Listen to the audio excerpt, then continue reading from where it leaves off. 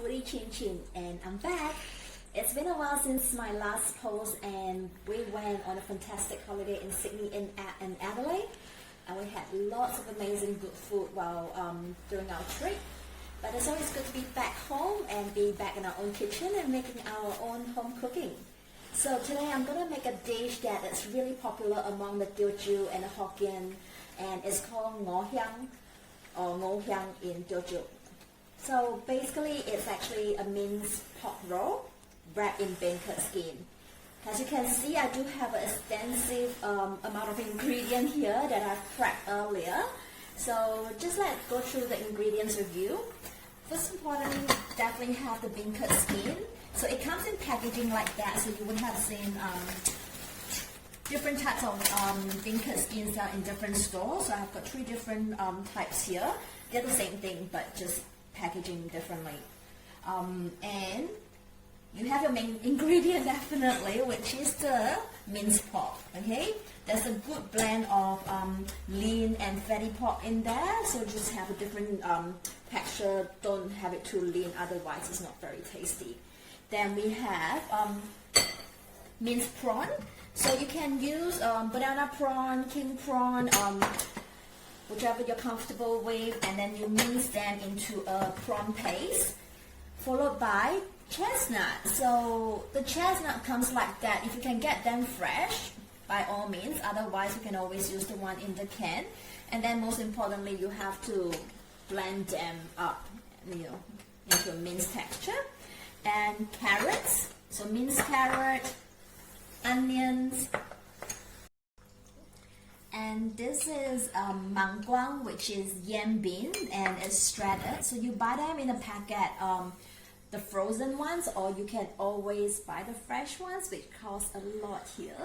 And followed by, most people add spring onion, but I like chive. A lot of Teochew like chive, and I've got heaps in my garden, so I decided to add chive instead. What else am I missing? Okay, so in terms of the condiments, you have salt and black soya sauce. This is the 5-spice powder with just white pepper and a bit of a cornflour and an egg. So the egg is the binding ingredient to make sure that everything, well, basically the egg and the cornflour are the binding ingredient to make sure everything packed nicely together before you roll them. Okay, and also today I will speak a little bit of Teochew in my video, which is requested by our really good friend Michael, who's also our vet, and he said to me that Teochew nang ai ta Teochew we. What's Teochew nang? Teochew nang katsung ang ang. I really don't understand why. Katsung ang ang. So basically, it's a Teochew people have red backside. I don't know why. What's the logic of it? So Teochew nang ai做ngor hiang. So ngor hiang ai 做真多工。我媽古早特別做ngor hiang. And 古早就是來做，你愛真多物件，愛讀。我會使聽話Teochew話唔是真好，唔是真白，真久無打。So 有肉醋、大蔥。這個是芒光、韭菜，Teochew人真喜歡丟韭菜、芠蔥、紅菜頭，蝦該剝到脆脆，五香花、雞卵、鹽、椒青、五香粉甲胡椒粉，還有椒糖粉，還有什麼該？我就蝦到個脆脆哦，五香花我嘛打了。所以今日來做ngor hiang，我古早真喜歡食，煮嘛真喜歡食，真多人喜歡食ngor hiang。And I'm gonna go back to speak in English, just much more comfortable for me. And I'm gonna blend all the ingredients together basically. Let's do this. So, like I said, we have a good blend of the minced pork and the prawn. Just gonna put them in together.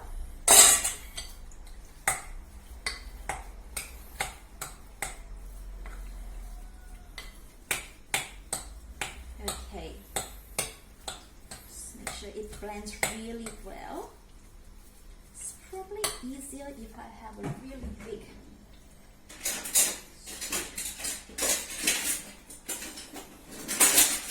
that are much easier. Okay.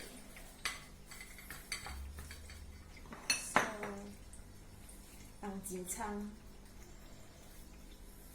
so that's the chestnut.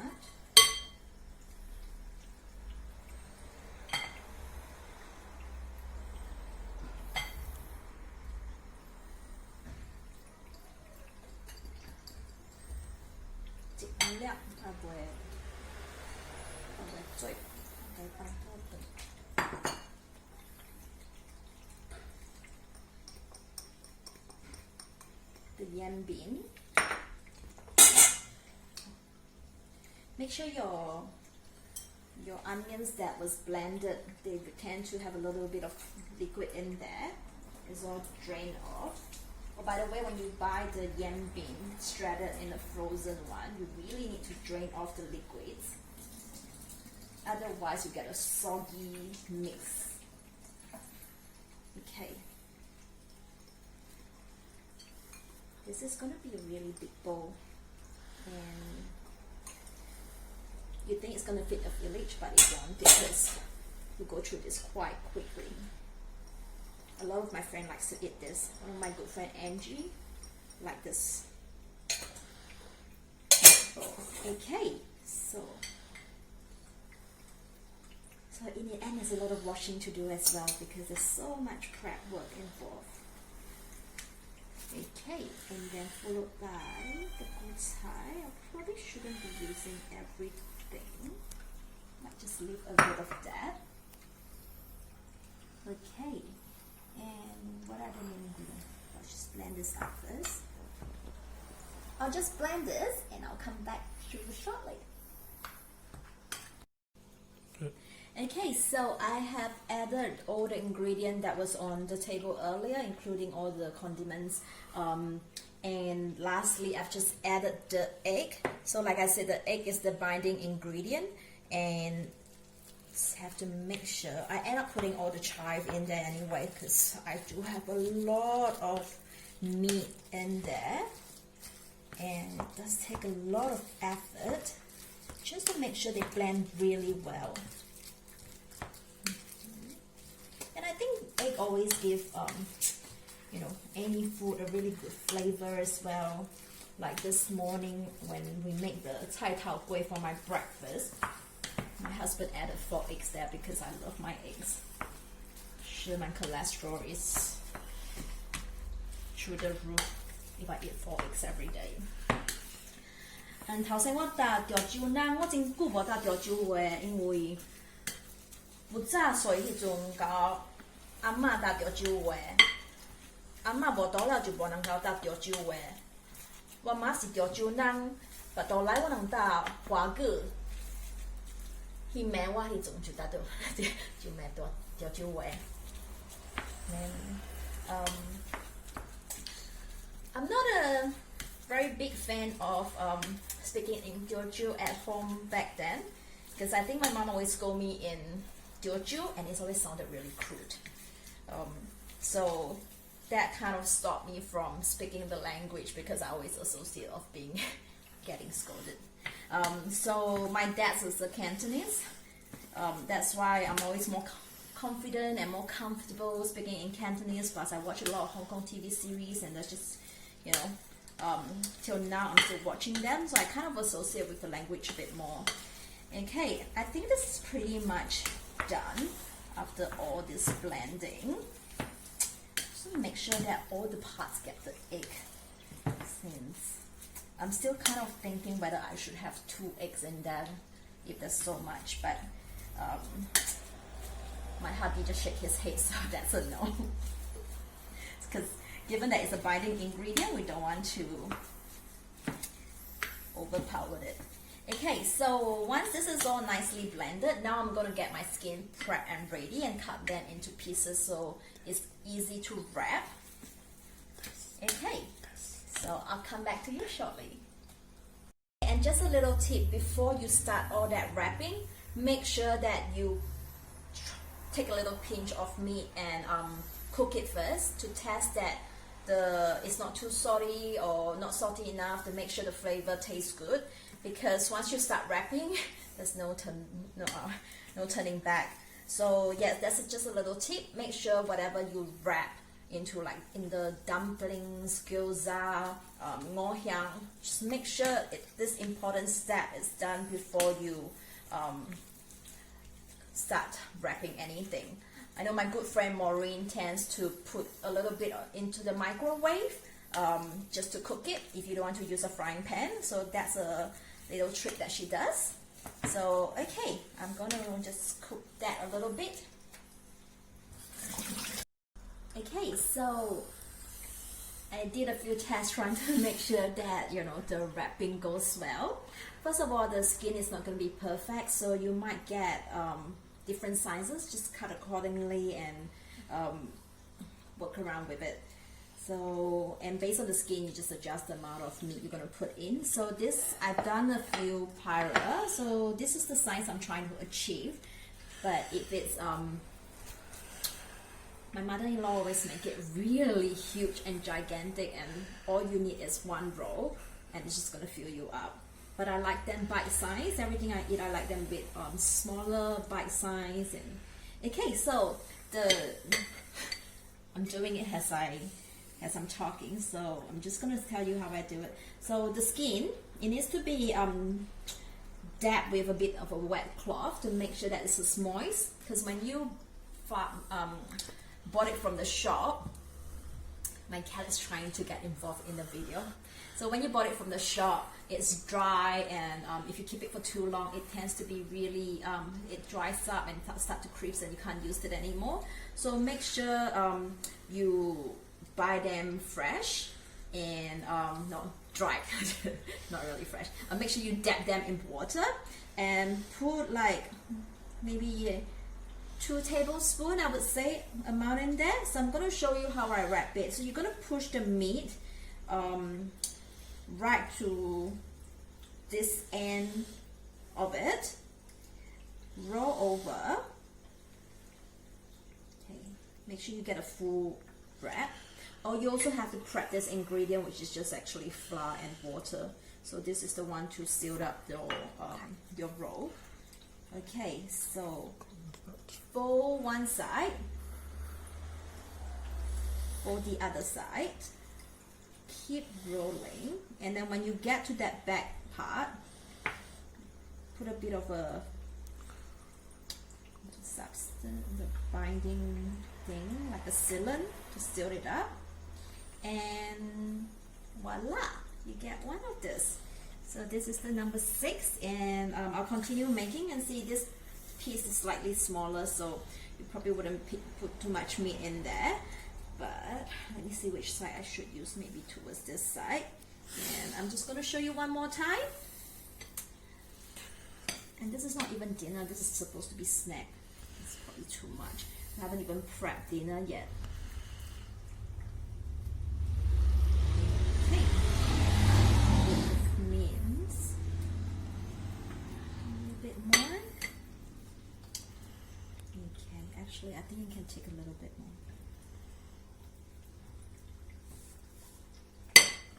Okay, so make sure you wrap it up, hold it, push it. You have to be really gentle because otherwise it will tear the skin. Okay, push it, make sure you get a full roll. Wrap one side of it, and then followed by the other side. Continue to roll it till you get to the edge. Apply the sealant. Let me let it sit for a while. I've got a corner that's not fully moist, so it's not going to seal very well, but once you let it sit, it should just that. So one more. Okay, so I'm going to continue wrapping all this, and then you'll go to the wok for deep frying, and I will come back to you on that later. Okay, so we have the hot oil ready, and we've wrapped quite a few. It's ready to be deep fried. Make sure your wok in oil is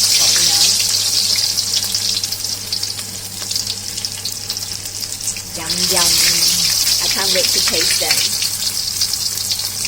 He does a lot of frying at home, so the exhaust has to work quite hard. Oh, this one looks like the skin is about coming off. Okay. So just waiting for it to kind of go golden brown.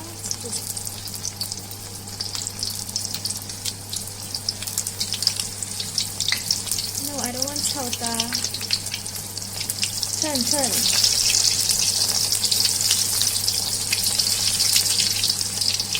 As you can tell, my husband is doing the frying when I'm trying to video this. So it's always teamwork in the kitchen for us. I'm the sous chef, he does most of the cooking. I like the cleaning and the prepping. I do some cooking myself. But it's always good to work together, and we both like food.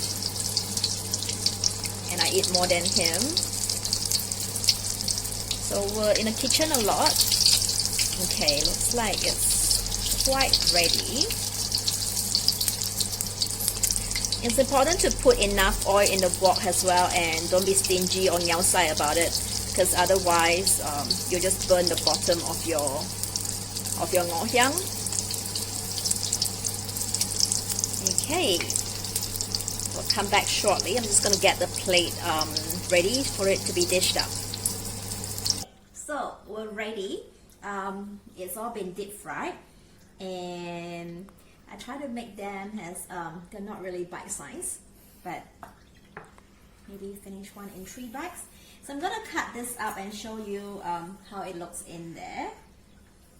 So let me just cut it at the angle so it looks a bit nicer. Okay, so it looks like that in there. It's very similar to Hey Joe, like where it has more prawns instead of minced pork, where else this is almost a half and half. And I realized that I forgot to mention the portion of the minced pork. So I do have 500 grams of minced pork just now. So, and half a kilo of prawns, deshelled and chopped up. And the rest of the ingredients is almost all agarism that I just add in. And yeah, so you can see like the chives is all nicely cooked up, and you can even see the chestnut pieces of it and the carrots, and I'm just gonna give it a try.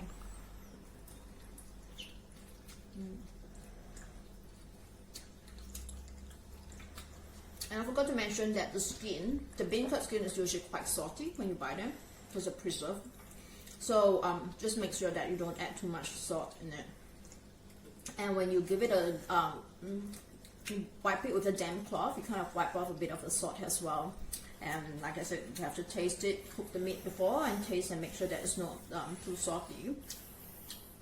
I'm just enjoying this while talking to you. But thanks for watching, and this is my version of Ngor Hiang. Enjoy your dinner.